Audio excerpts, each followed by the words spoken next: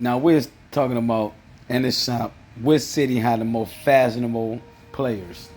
Now, dude gonna say Atlanta. I said majority of people that live in Georgia now is not from Georgia. People say New York. New York guy basically caters to hip hop stuff. Then a couple guys said Chicago. Same way hip hop. You go to Detroit, they trendsetters.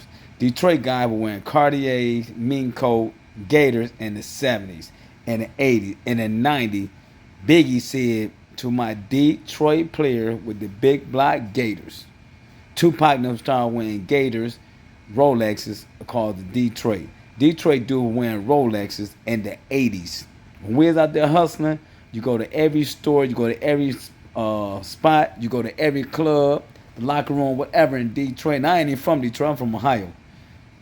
You pull up, you're gonna see the Forns, you're gonna see mink coats, you're gonna see Pellies. Well, not Pelly, they were Mark Buchanan. You're gonna see the Dita Form, the Dita Top Tens, Max Julians. They was in the 70s, 80s now. And there was high priced stuff back in them days. Guy gonna have the Cartier glasses, Cartier watches. They gonna have Rolexes on. So Detroit is way above everybody when it came down to fashion because them guys love to spend money. Now when you start seeing other people dressing up because of social media, most people down south and the Midwest come from a country background. So they didn't have a lot of style when it comes to fashion. Now everybody in Detroit can't dress, but majority of the dudes in Detroit who were getting that money dressed their ass off. And the women can dress. And they were topping out when they came out of their hair. Now you go to other places like Houston, California, Atlanta, and other places now because people have migrated and social media had made them popular. But Detroit was popping before social media. A lot of people are copying off Detroit. But you think about it. 10 and 20 years ago, you didn't see a lot of people in the Midwest just starting to wear Gators and Pellies.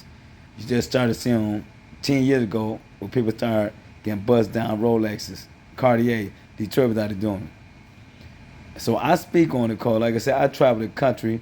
Most people around the country could not dress. Detroit always been a trend-setting city, period. Not Flint, not Saginaw, Detroit alone. They stand alone. And I'm from Ohio. I'm from Toledo. I'm 40 minutes away from Detroit.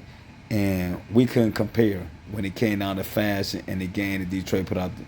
So Detroit had the best and most flyest men and women in the country because they don't have people who migrated there to get fashionable. Peace out.